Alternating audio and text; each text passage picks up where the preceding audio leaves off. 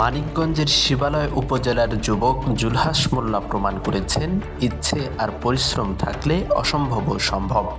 বিমানের প্রযুক্তিগত কোনো আনুষ্ঠানিক শিক্ষা না থাকলেও 4 বছরের নিরলস প্রচেষ্টায় তিনি নিজেই বিমান তৈরি করেছেন এবং সেটিকে সফলভাবে উড্ডয়ন করেছেন।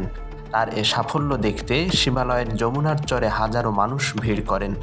জেলা প্রশাসকের উপস্থিতিতে 3 দফায় প্রায় 3 মিনিট আকাশে উঠতে সক্ষম হন তিনি।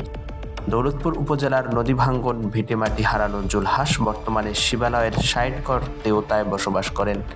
ইলেকট্রিক মিস্ত্রির কাজের পাশাপাশি নিজের সৃজনশীলতাকে কাজে লাগিয়ে স্বপ্ন পূরণের পথে এগিয়েছেন তিনি।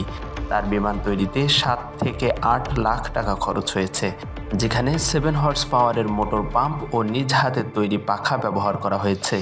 জেলা প্রশাসন ইতোমধ্যে তাকে আর্থিক সহায়তা দিয়েছে এবং ভবিষ্যতে আরও সহযোগিতার আশ্বাস দিয়েছে।